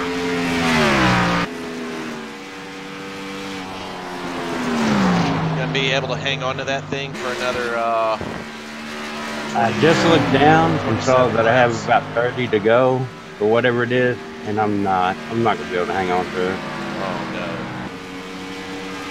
I mean, Vern, if it's this bad now, can you imagine in just 10 laps? Actually, I would just hang on to it as long as you can, because sometimes we'll do that for 5 or 6 laps and then turn back on it. Yeah, I don't have a choice. I made my bed. I have to lay in it now, so. I'm going to see where you cycle out at. That's the biggest thing I'm looking at. Right now we haven't cycled out yet on the pit stops.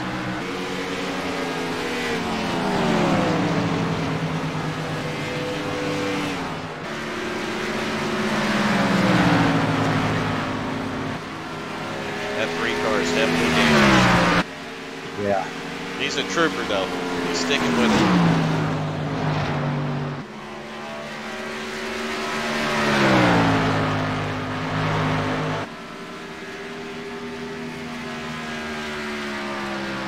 All right now I'm scoring the leader as a 6 car, John Mustian Jr. He might have snuck in some strategy before you did there. Maybe. Now he's on pit road right now, so wasn't no strategy from him. He just stayed out a little bit longer. That's going to cycle the lead back to the 32 of Wade Houston, who's also leading our driver of the day vote. Anyone else watching out there, if you want to vote for your favorite driver of the day, get it in now. We're about ready to close the polls. John, nice moves. Pit stop. That 6 car bringing it back off of pit road right now, trying to get it back up to speed here, coming on the back straightaway. Yeah, John's just about getting ready past him for put me a lap down. 32 Wade Houston's leading him, so he's going to be the first. Has he not pitted yet? Yeah, Wade pitted. They both pitted. Oh yeah, then I don't know how in the world did he get so. I wasn't that far from behind him. I'm not sure. I know there's a lot to be picked up on pit road. And if you watch those guys, they'll drive into the pits really, really deep. In fact, it scares me to do it. There goes the 32. There it goes. Yeah. Are you losing it? Yeah, I'm trying to keep it down so I don't bring out a caution. Oh! It's going to happen. Oh, there we go. Caution. It's our I had 62. to alt forward. Yeah, I alt forwarded. I did not want to cause any problems. Oh, we seen you try to keep it out of there. We're going to go back and check you out on instant replay, though. We know you were fighting it. You did 2 tires there. We're watching the 22 get back by you here.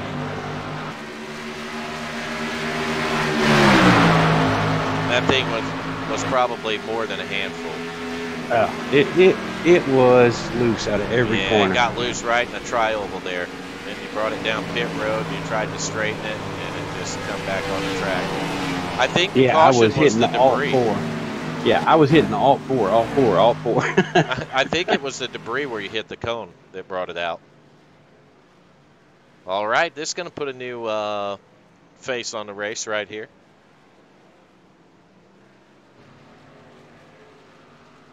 That's going to give a few guys a chance to close up and maybe make a race out of it. Yeah, and the thing of it is most have already pitted. So the question now is, well, I'm going to tell you right now, in and pit? If I'm not leading this race, I'm coming right down pit road. You give me 4 tires and fuel, and I'm going to go back out there and go for the win. Oh, right. But if you're the leader, what are you going to do? The leader's on pit road, so he didn't want to take a chance on what those guys were doing. Yeah, I mean, you said it earlier. If you run a couple laps out here, a guy on new tires is going to eat you up. Yeah, I mean, I was just killing them on 2 tires, and I knew the minute I did it, you know, I thought if I can get down there early enough and shave some more time off, that would put me so far ahead that, but man, I mean, Weymouth just got in there perfect. Yeah, if you ever go back and watch them on pit road, and I'm not too bad about getting in there myself, but even John Houston, Mason Weitzel, another good one to watch on that. Those guys just get down to pit road unbelievably fast. Yeah. You know, and personally, man, I'm taking a lot of what you said. For the longest time, you know, and it's funny because when I tell people I've been racing online for over 20 plus years, a lot of people are like, well, that's impossible. This game hadn't been out that long. But they don't realize. The same thing. Yeah. And so if you take that and you throw that in as experience, I should be leading every race. But, you know, for the longest time, I sit at a desk, look at one screen, and for the longest time, I've used a G27. It's a great wheel, you know. I still use one. Right. Recently, I was lucky enough to get a deal where I can get the Fanatic or Fanatec, however you want to say it. I got the V2 base and the pedal or the steering wheel and the pedals. It made a huge difference in how I drove and how the car responded. So if I can do what you just said and maybe go on and move into a sim rig, there's no telling, you know, every little bit helps. So, you know, obviously that needs to be my next move because the steering wheel made all the difference in the world. You're exactly right. And the other thing that people don't consider, because there's probably not very many of us left around that date back to the 10 network. Yeah. And the NASCAR 1999 edition as being the first avenue of NASCAR online sim racing here. I'm still learning.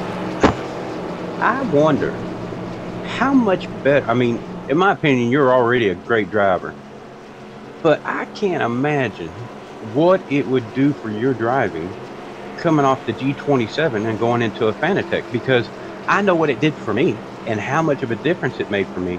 So I can't even imagine what it would do for you.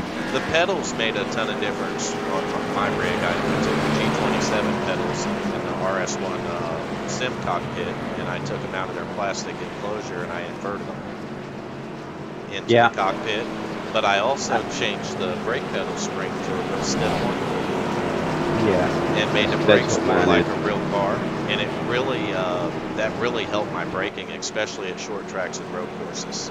No, it's the wheel. I'm telling you, Vern, the wheel would probably put you into a pro category. It really is that huge of a difference, man. You get so much more feel for the car. Like, you know how you come around the corners and start to spin, and I can never save it. Now, with this wheel, I have a 70% better chance of saving. My Oculus does that for me. All I'm saying, add the wheel and take my word. I might have to give that a try. We're ready for a restart here. All right, here we go. Wade's still up front in the lead. We got the 32 Wade Houston leading, John Houston on his outside in 48. Real aggressive on that restart. Good John on low.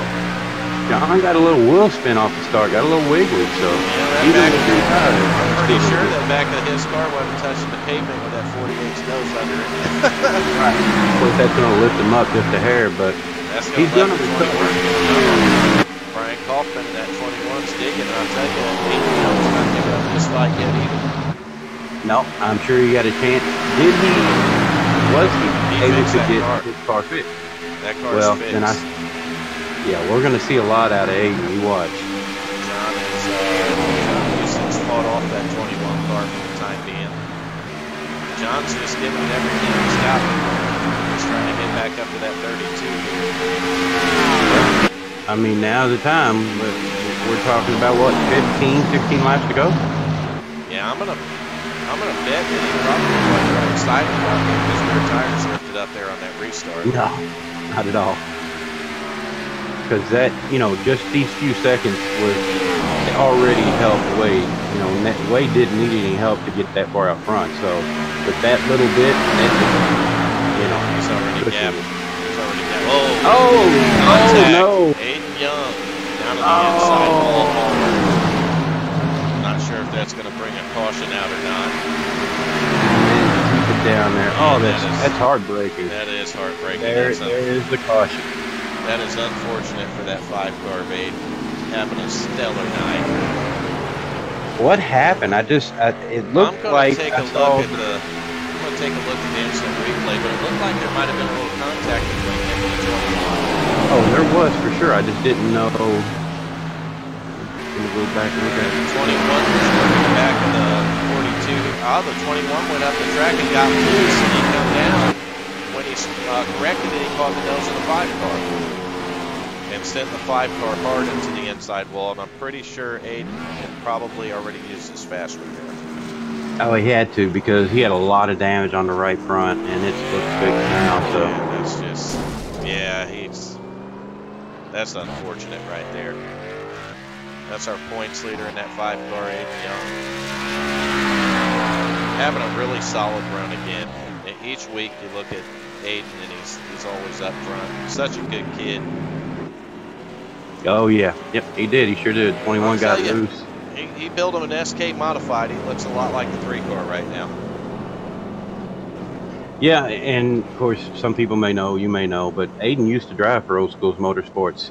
He joined us right fresh when he came into the game as a young little snapper, and he was a great kid driving for us. I mean, we felt like we taught him a lot driving for us, and when we split and he went his way, you can see that, I mean, he has progressed so much in his driving skills, the way he drives, just mannerisms. And to see this, he had already come back from one accident, and then to fight his way back up like that again, you just got to be gutted. Yeah, and I had met Aiden actually when he drove for you guys at Old Schools back in the day, and I've stayed with Aiden ever since then. Aiden and I raced in a couple places together. We've remained friends the whole time, and as soon as I started WFO, him and Ryan Daniels come over here immediately. And he's watching his progression from then, and even the days in the old league that we all met in. It's been phenomenal to see what he's been able to do. He won the championship last season in the K&N series, and you raced in that series now this season, and you know that's not an easy feat. No, and like I said, I would love to take a lot of credit for what I say molding Aiden. The one thing that I did with Aiden is I didn't want him to become one of the guys that would just, mouth off on the track. That's always been one of old school's biggest things, is to not be a complete whatever on the track and respect every other driver that's out there, because they are accidents and that's what they're called. Right. So that is the one thing that we have always tried to do at old school. But to see what he does now, it's just amazing. I mean, but when you run around with guys like John Houston and, you, for that matter, there's nothing that you can take away but experience. And you can see he's put it to use. Yeah, and that's, one of the most important things I wanted to do over here was, you brought up a good point. David Moody, brand new guy to iRacing, so he's going to be an example here. Hal Amy, I think, has barely been on iRacing a year now. And my goal has always been to have a league and a place that new drivers to iRacing can come to and feel welcome. And I think that's something we put across well here. But we do that by having experienced drivers help them to pick up the skill faster. And that way they can go into regular official races and be competitive and have fun with it, and they stay with iRacing and stay in the league and so forth. Well, at the beginning of this broadcast, that's why I was trying to explain to the viewers, if you are looking for a league, this is the place to be, because you have some great drivers, not only for skill, but just mannerisms and, fellow appreciation and respect. There is a ton of it here that is given, and no one wants to come into a league and run and get yelled at or maybe get criticized. And that is one of the things that WFO is first on the list for, that you can tell right away. All right, we're going to let Sean get quiet because he's got a 10-lap shootout here. Change up front, 42-car, John Wilson, leader, 32-car, Wade Wilson on the outside again. I think the outside for Wade is going to be huge. We're going to see how it goes here. There's a restart. Wade Houston got a good jump on that restart. He sure did. He's going to carry out. John's going to try to fight back on the inside. He's not going to be enough. That 32 has just been the glass of the field. As they say, and I love to always say this, that car is... he's been on rails since this thing went green on lap 1. This battle behind him is not done, and you're involved in that. Contact between the 86 and the 48 there. Looks like he's going to send the 48 up the track. Break his momentum. Might have broke the 86's momentum and give the 62 a shot. No, the 62 is out. Oh, no, actually, it's the 6. I'm sorry. Yeah, the 62 is out and done. I had to come back in and join you in the broadcast. That's what I was getting ready. Oh, there's contact. John must have been the 86, and we're probably going to get a caution. I hate to be the one to say this and call out my own teammate, but I don't know where he thought he was going. Was the McDonald drive-thru or something, but he was heading down the track. He looked like he was getting down there, and that definitely wasn't 86 was there. We're going to take a look at it right here. Just a little bit here. And then come back down. Wow. Seems like I thought John was out of quick fixes, but obviously John has got that car back in great shape, because he was missing a front left fender and all kinds of things. So I guess he was saving it on us. He might have. Because his car has all the fenders on it now. Either that or he pulled a rabbit out of the hat. He did something, but yeah. Man, I hate to see that for both those drivers there, and it's been a tough race for a few people for sure. We had a little bit of connection issues with OBS, but it looks like OBS connected successfully, so it got itself straightened out. We're headed back live here. John Houston, the 42 on pit road again. Hey, there are not many laps left, but you can't go wrong with 4 tires. No, I'm sorry. Oh, you're fine.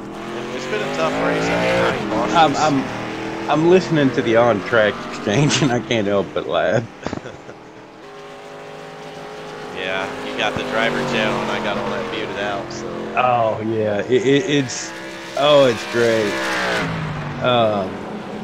Somebody's trying to argue their case, and it's a bad argument. It's an awful argument, and I hate to say that, but yeah, it has changed. Now we're talking about, we have what, maybe when they go back to green, we're talking 5 laps. 5 laps at best. Yeah. How much damage can you do in 5 laps, Vern? You can destroy a field in 5 laps. I mean, you know, with brand new tires and whatnot. Oh, I can. Do you have that much time to get back through the field in 5 laps? You know, when you get a couple laps on these tires, even a lap on these tires, you're getting good at it. And I can tell you the way that 32 restarted and drove it off in turn 1 there and turn 2, that he wasn't easy on his tires. And well, we know the top 3 did not pit. I like John Houston's move here. I like the 42's move. He's going to restart, what, 4th position here? Right. So that's going to he will be on the outside. Yeah, and we'll see if the 32 chooses the outside on this restart, which he may very well do. And if he does, that's going to put him right on the leader. And I will guarantee you those 4 tires will launch. Well, just to give the viewers some heads up that they might be able to see, the tower has handed out quite a few EOLs, which is into the longest line, so that is going to change up the lineup a little bit too. So we'll see what happens, but I think what we're going to have to focus on is the top 4 cars. And as Vern was saying, John Houston is the only one sitting on a fresh 4 set of tires. So it'll be interesting to see. Oh yeah, I really do, and I mean, he'll have to buy his crew chief a case of beer if this works out for him after it's over. Well, hopefully now this a lot will hinge on the 21 car on how he gets off, because that could kill the 42 car. That's a good point. If that 21 don't get going on the restart here, it could hurt the 42 badly, very badly, and the 42's just got to keep in mind to stay patient, because there's going to be room to work around them. And hope that 4 tires is enough to let them not just get by these cars, but catch that 32 running down and get by them. Right, because if anybody's been paying attention in any of these racers, they know that 32 is going to get off to a start. Oh yeah, I have no doubt. Just watching the race from here and knowing the way that you don't really catch him making mistakes on restarts very often. So no, so this will definitely be an interesting restart. And let's not forget, we've got Aiden, even though he's in a modified, you know, he has no back end, no front end, but he is sitting in 5th place and he's hungry. He's still going to send it. That is right. He's still going to send it. He's got an SK modified against a couple runs here. We're getting ready to go green. They're 2 by 2. That 21's laying back a little bit. It sure is. That's kind of nerve-wracking. Yeah, he kind of held the 42 up, and that's bad for the 42. That's what we were talking about, too. Did not get going.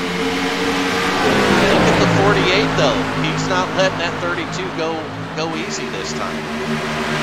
No, and the 21, he has managed to get back up in there. The only person that he lost out of this was the 42. The only guy with fresh tires. That's bad. Oh, we got the 21 on the back of the 48 right now. It's going. Yeah, and we've got, you know, we're coming to 4 to go here. What, that 48 got a good run off the corner, and he's ran the 32 back down.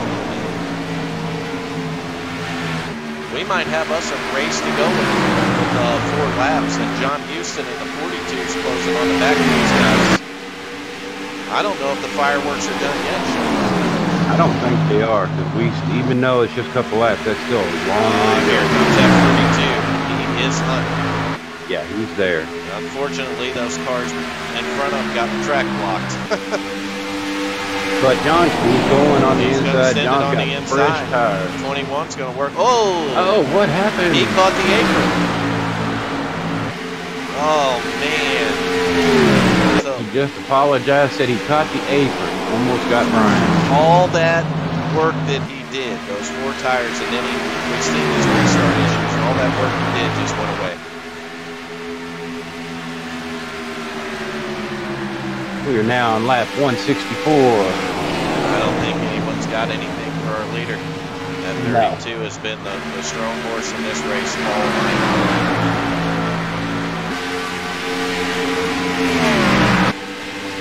How about Oliver Cordell? Oliver Cordell. I believe it's his first race with us here. Definitely his first race in the Cup Series and running second tonight. That is an amazing run. We may have a new competitor here.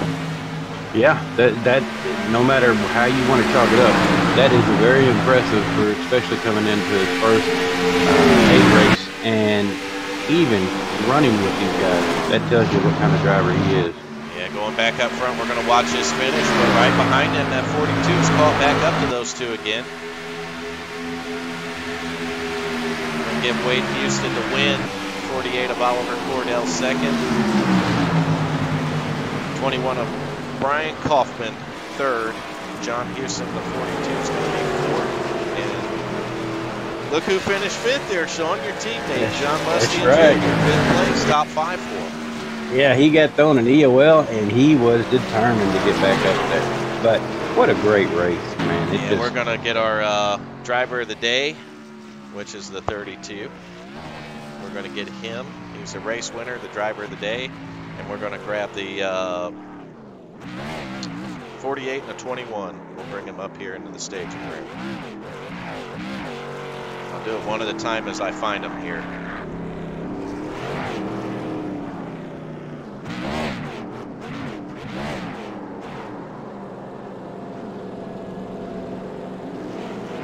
Go find our winner real quick.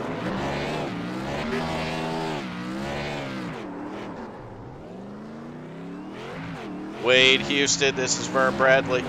Oh, I didn't get him in here, did I? Let's try it again. Wade Houston, this is Vern Bradley up in the broadcast booth with Sean Dorr. You got a copy? Yeah, I do, man. How you doing, Vern? Doing great, man. And looks like you are too. That is 3 in a row for you. 3 in a row. How does that feel?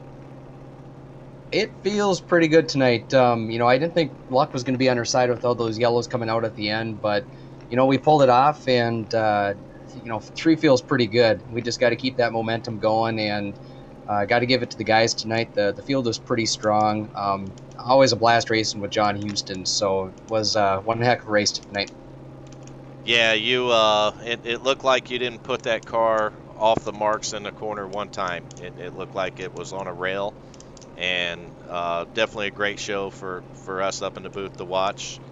Sean was in the race for quite a while, but he had some problems, so he was able to get to take a look at the line and how well you were running that tonight. You have anyone you want to thank? Any sponsors or anybody? Yeah, I want to throw it out to Horse Graphics for doing a bunch of vinyl design and wraps for cars, race cars, billboards, trucks, business vans, pretty much everything out of New Ulm, Minnesota. He's one of my good buddies from high school, does awesome work. Just want to thank him, and then you guys up in the booth and just WFO in general. Well, Wade, that's awesome. We also need to bring it to your attention that you are also our driver of the day. Booyah, buddy, we'll take it. There you go. So you got the race win and you got the driver of the day, so that's very deserving. I think, in my opinion, the winner should always be the driver of the day, but I hear you there. Thank you. I mean, you put on a great show for us once again, and we look forward to next week. Where you guys go next week? Watkins Glen sound about right? Yeah, I think it's the road course. We're going to get to see if you're the road course ringer, if we got a road course ringer in here. Yeah, we will see. All right, Wade, thank you very much. We'll see you next week in the Cup car. Sounds good. Take care, guys. All right, we're going to get our second place car up here. Sean, you want to do the interview on Oliver here? Yeah. Oliver Cordell, you got a copy, buddy? I got you loud and clear. All right, Sean, take it over. Oliver, Sean Dewar up here in the booth. Got to race a lot of this race. I had a couple of issues towards the end, had to back out. And so I got to broadcast throughout the race as I was in the car. So there was some times that I got to race with you side by side, had a lot of fun with you. But this is your first race here in the A car with WFO, isn't it? Yes, it is. And not only is it your first race, but man, you put on an incredible show. And you were there at the end when it counts. And there for a minute, I thought you had something for Wade. Was there any point in time of that race that you actually thought that you might be able to get him? What about that last restart? Well, with about 10 laps to go, there was a caution, and I just had to risk it and stay out, and just hope for the best. And towards the end, uh, throughout the race, I knew I didn't have anything for Wade, but there, with about 2 laps to go, I saw him slip coming out of two, and that was my chance to pounce. And didn't get there, but he's a smooth, good driver, and he deserved that win. Yeah, and I'm not sure if you know this is Wade's third win in a row, so no slouch there to finish second. Matter of fact, where you did finish is absolutely incredible. Myself and Byrne were talking about how well you did throughout the race, the composure you held, passing, driving, choices you made, and like I said, at the end, you chose not to pit where the top three didn't. You stayed out, and I mean, you really did a good job. And it's Byrne's exact words were, "It looks like we have a new competitor in WFO," and Well, I appreciate believe him. You did a great job, man. I want to congratulate you on your first race, finishing second. That's an amazing feat. So, is there anybody you want to thank? Just my Facebook page, Oliver Cordell Racing. YouTube, same thing, Oliver Cordell Racing. That's about it. Hopefully, we'll see y'all next week, and thank you for the host. Listen, we're really glad to have you here at WFO, and we hope that you stay here and come challenge us again. And you're definitely one to watch. So, congratulations tonight on your run. It was impressive. All right, thanks, guys. Yeah, Oliver, I want to thank you too. We're really happy at WFO to have you over here, and what a great run tonight. And Sean's right. I talked about it several times. Really impressed with the driving that I've seen, and we'll look forward to seeing you next week. Yep, thanks. All right, and we got to get our third place guy, Brian Kaufman. I found him. We'll get him moved up here.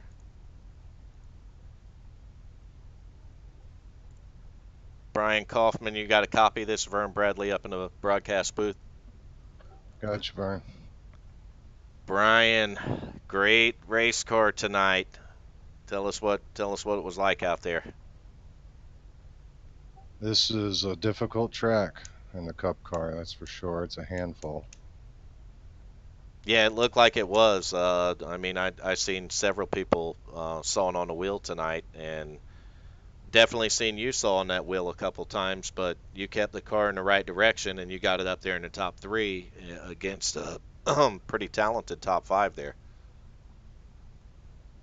Yeah, I was definitely sawing it. And that last restart, Oliver had the inside, and I was pretty sure I wasn't going to be able to get him. I didn't want to cause any problems. I just took it easy and did the best I could, kept the car clean all night. It's a pretty good race for me. Yeah, I noticed that Sean did too at the end there. You kept, like I said, you just kept it clean. You kept it going in the right direction, and that's what it takes to get a solid finish. And it's going to be a good points night for you. So congratulations on that, man. Sitting on the podium in the Cup Series has to feel good. Sean, Absolutely. you got anything for Brian here? Yeah, I was going to ask him about that last restart, but you did take care of that. Me and Byrne were watching and wondering how you were going to. We watched all night and saw Wade just have incredible restarts with you being on the outside. But, throughout the whole race, I've been in the race racing with you, and you and I have actually been side by side a couple times on the track. You did a wonderful job, man. And right towards the end, you put your car right where it needed to be. And that last restart is what I was going to ask you about, but you've already answered it. So congratulations on your third place. And just like Vern said, it is amazing to be able to put yourself in a podium position, especially, like you said, with the field that is in this league. So anybody you want to thank out there? Hey, I'll thank the guys that put on this show for us. I appreciate it. It's fun. Man, it was great having you. It was wonderful watching you, and you did put on a hell of a show. So congratulations again, Brian.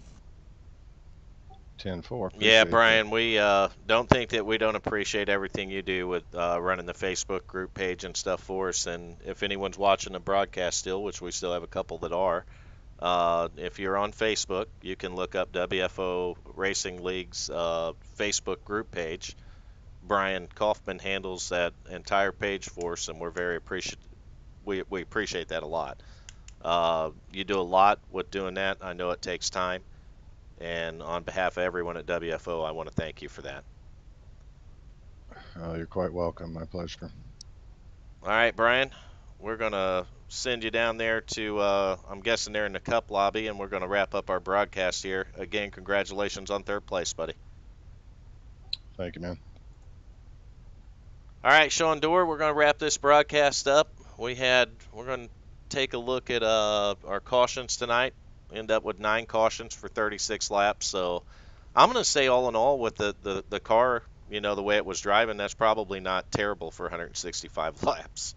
Well, not only that, but it certainly didn't feel like 9 cautions. We had some great green runs, and it was very smooth. So even though 9 cautions seems like a lot, it certainly didn't feel it. And it was a very smooth race over the most part. And me personally, thank you for having me up in the booth. It was a lot of fun. Always great to be able to run in a race and do this part of it. You get to see things that you don't normally see. So I want to thank you for having me up here. Oh, you're welcome, man. I appreciate you and John Mustian agreeing to come up here with me. My regular help, which is Nation 01, had got called into work tonight, so I didn't have any help in the booth. And Mr. Greg Rourke is enjoying Talladega Super Speedway this weekend, so he wasn't Well, a able lot to of be here fun. either. Yeah, it was a lot of fun, and I think it was a great race all in all. Just a lot of excitement, good racing, good battles, and great sportsmanship. So a lot of fun.